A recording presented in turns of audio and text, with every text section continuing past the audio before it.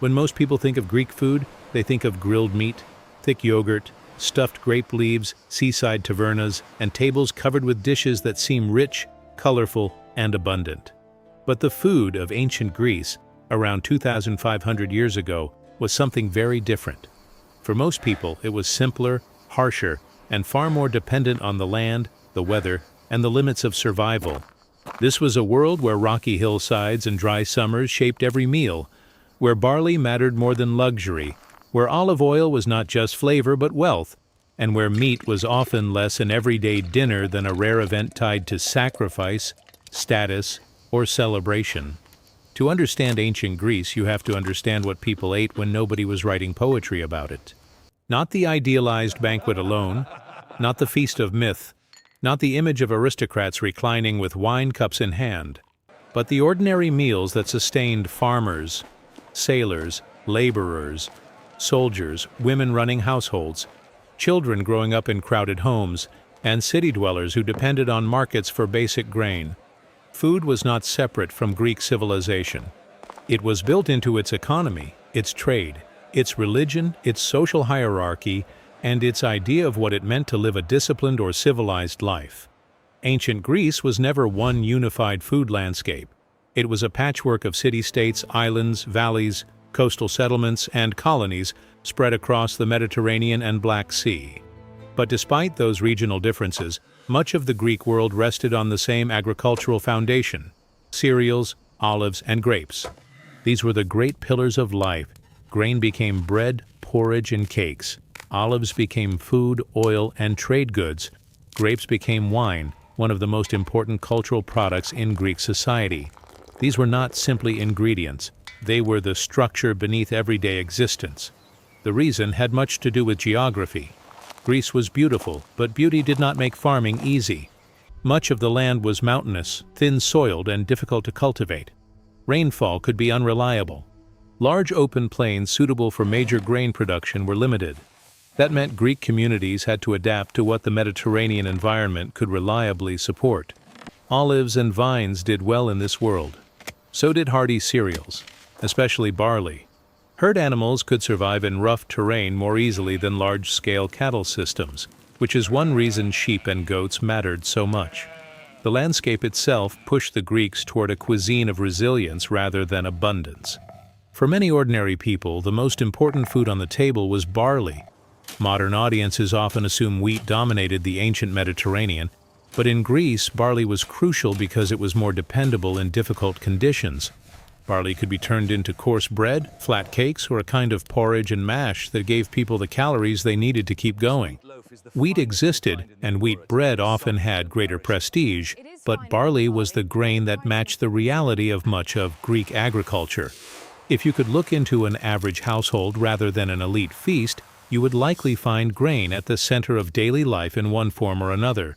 That meant ancient Greek food for most people did not begin with dramatic flavors.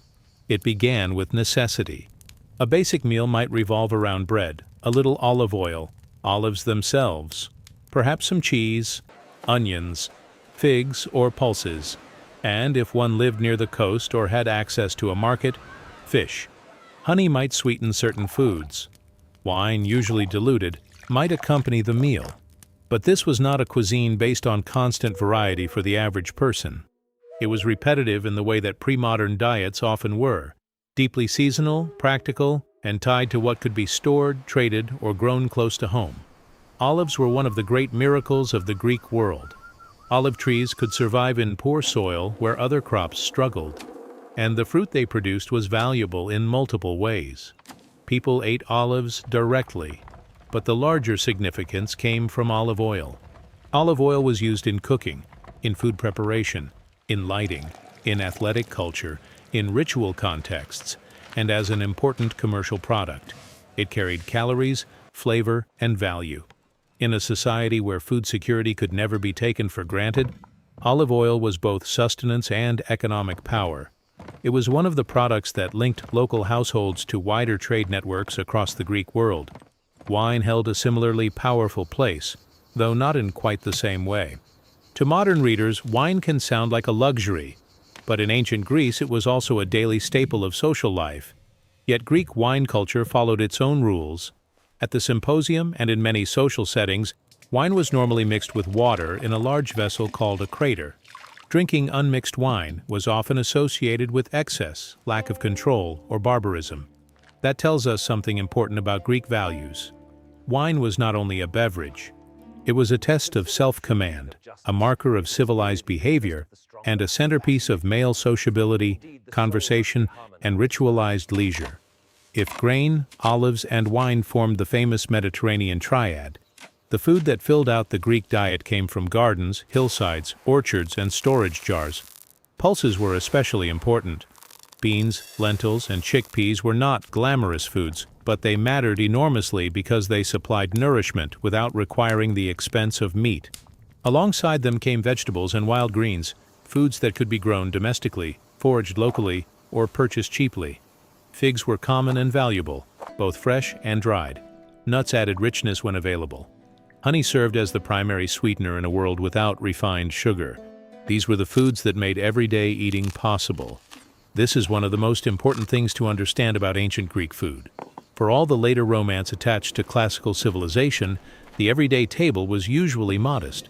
Simplicity was not always a philosophical choice.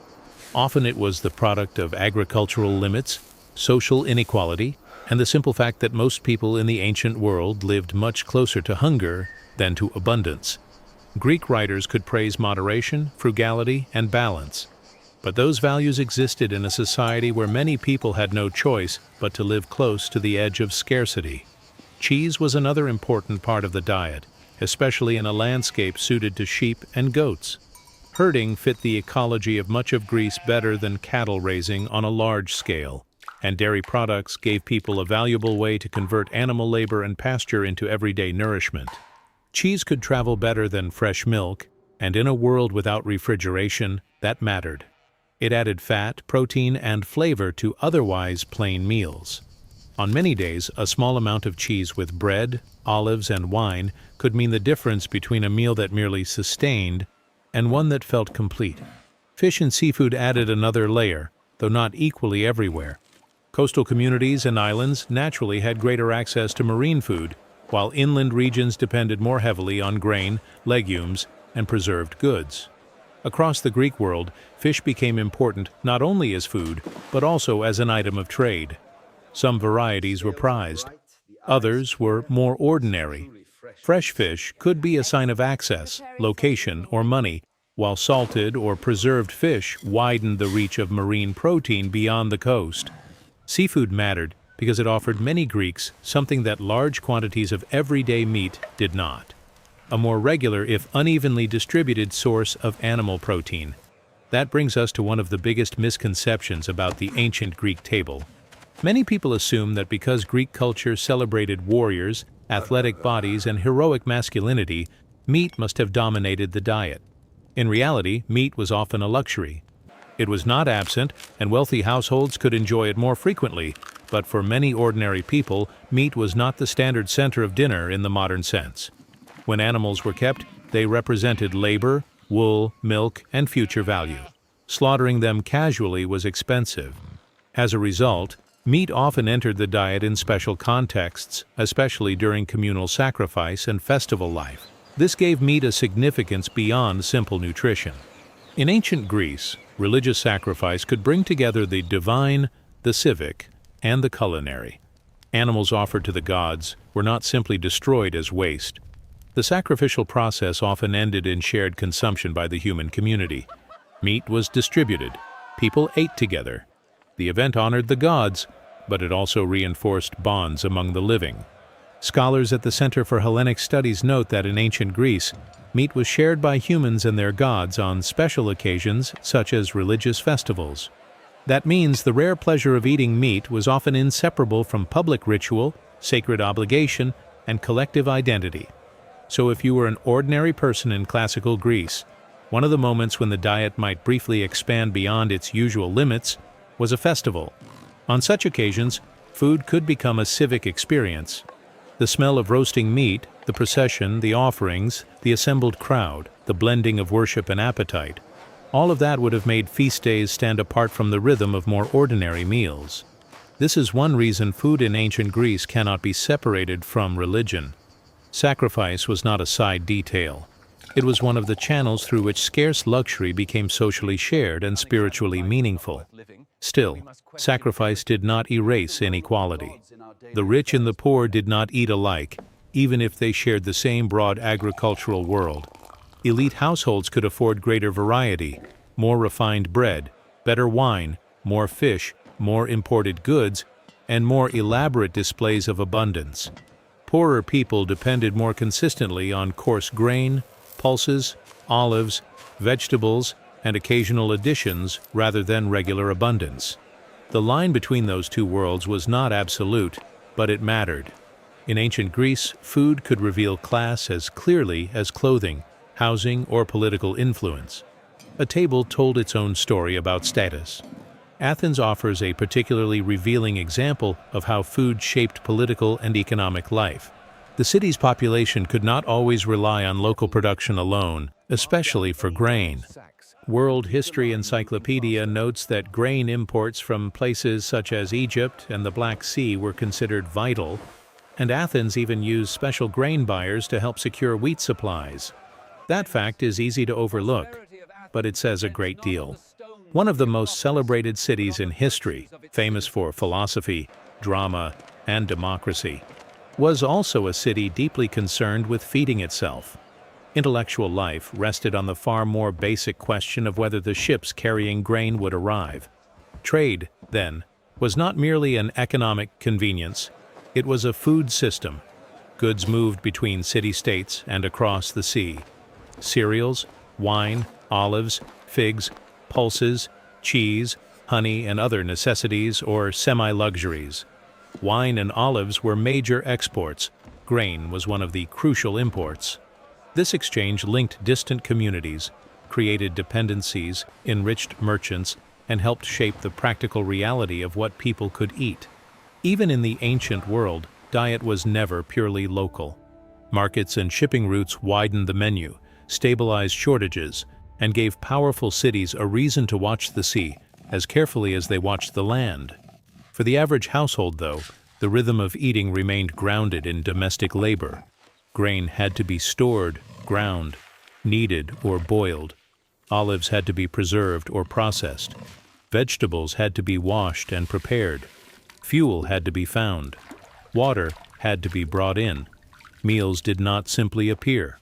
They were the result of constant work, much of it carried by women, servants, or enslaved people inside the home.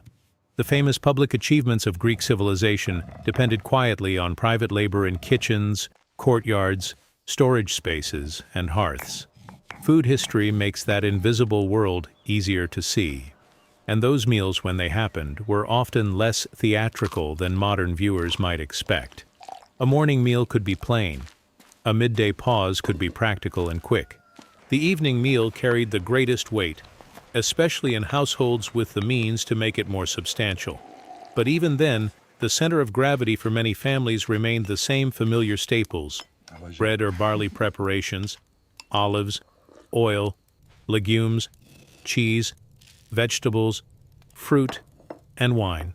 Ancient Greek cuisine did know variety, and in some cases remarkable sophistication, but daily repetition was probably more common than culinary spectacle.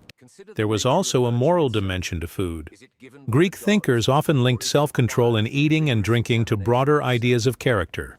The disciplined man did not lose himself in appetite. The glutton or drunkard was not merely unhealthy, he was socially and morally suspect. This is one reason the mixing of wine with water mattered so much. It turned drinking into a managed practice rather than a plunge into chaos. Greek food culture could celebrate pleasure, but it also feared excess. Appetite had to be governed, not worshipped. Nowhere is that tension more visible than in the symposium. The symposium has become one of the most iconic images of ancient Greek life. Male aristocrats reclining on couches, servants pouring wine, cups passing from hand to hand, conversation moving from politics to poetry to philosophy, and music or performance filling the room. But the symposium was more than a party. The Metropolitan Museum of Art describes it as a well-established feature of Greek, especially Athenian, society, and notes that wine was mixed in a central crater under the authority of a symposiarch, a master of ceremonies who regulated the strength of the drink. This was pleasure organized into form. The symposium usually followed a meal rather than replacing one. First came eating, then came the drinking party proper. That distinction matters. Food prepared the body, but wine shaped the social drama. The symposium was a place to forge alliances, test wit, display refinement, sing, listen, flirt, debate, and sometimes push against the limits of respectable conduct. It was aristocratic, gendered, and exclusive. Not everyone belonged there. Yet it became one of the settings through which Greek culture imagined itself, not only as a civilization of warfare and politics, but as one of conversation, performance, and ritualized pleasure. The vessels themselves tell part of the story. Craters for mixing wine and water, jugs for pouring, cups designed for the hand and for the eye. Greek art repeatedly returned to scenes of drinking parties, Dionysian imagery, and the culture of conviviality. That artistic record reminds us that food and drink in ancient Greece were not only about biological need, they were also about style, symbolism, and the staging of social life. The Greeks gave form to the act of drinking in a way that turned it into one of the visual languages of their civilization. But the luxurious image of the symposium should not be mistaken for the whole of Greek food culture. It represented one social layer, and a very particular one. Outside elite dining rooms, food could be much rougher. Farmers ate what the land allowed. Sailors and soldiers ate what could travel. City dwellers depended on what markets supplied and what their means allowed them to buy. Scarcity could press hard in bad seasons. Grain imports could become politically sensitive. A failed harvest was not an inconvenience. It was a threat. The ancient Greek diet may look healthy from a modern distance, but from up close it was balanced by necessity more than by fashionable wisdom. Regional identity also mattered. Sparta, for example, became famous in later tradition for austere communal dining and for its so-called black broth. Ancient accounts preserved by Plutarch describe black broth as a highly esteemed Spartan dish, associated with the severe ethos of Lacedaemonian life. Whatever exact recipe people reconstruct today, the larger point is clear. The Greeks themselves recognized that different city-states could embody different food ideals. Athens might evoke markets, debate, luxury, and imported grain. Sparta evoked discipline, common messes, and a harsher culinary reputation. Food could express politics as well as taste. This is also why ancient Greek cuisine should not be flattened into one timeless Mediterranean diet. There were broad patterns, yes, but there were also differences of class, gender, geography, and historical moment. The food of a fisherman on an island was not the same as that of an Athenian aristocrat. The table of a poor laborer was not the table of a wealthy host. Religious festivals did not resemble ordinary weekdays. A year of plenty did not feel like a year of shortage. What united the Greek world was not sameness, but a shared framework built around grains, olive oil, wine, and the social meanings attached to how those staples were used. There is another layer here that often disappears in romantic retellings: dependence on enslaved labor. In many Greek households, especially wealthier ones, enslaved people played a major role in preparing and serving food, managing household work, and facilitating the very leisure that elite men displayed at banquets and symposia. The polished surface of classical dining rested on unequal foundations. A cup raised in philosophical conversation could hide a long chain of labor beneath it: agricultural work, transport, grinding, storage, kitchen preparation, and service. Food history has a way of pulling that hidden machinery into view. And yet, for all its inequalities and hardships, Greek food culture was not devoid of pleasure. Even simple ingredients can carry meaning when a society knows how to value them. Good olive oil, fresh bread, ripe figs, decent cheese, watered wine on a warm evening, fish brought in from the shore, honey over a cake, herbs crushed into a sauce, a meal shared among kin or fellow citizens. These things mattered. They were not grand in the modern restaurant sense, but they were woven into the texture of life. Ancient Greek food was often modest, but modesty should not be confused with emptiness. Within those limits, there was taste, pride, and identity. One of the reasons this world still feels familiar is that its basic food logic never entirely vanished. Bread, olives, wine, legumes, fish, cheese, greens, figs, and honey still sound recognizably Mediterranean because they remained practical, nourishing, and culturally durable. The ancient Greeks did not invent every one of these foods, but they helped make this pattern of eating one of the lasting signatures of the region. At the same time, their version of it was harder, less abundant, and more vulnerable than the one many people enjoy today. Modern admiration often forgets the struggle embedded in that simplicity. It is tempting to look back and call the ancient Greek diet healthy, and in some narrow nutritional sense, parts of it may appear that way to modern observers. But that word can mislead. A cuisine based on grains, olive oil, pulses, fruit, vegetables, and relatively limited meat may look admirable now, yet ancient people were not following a wellness philosophy.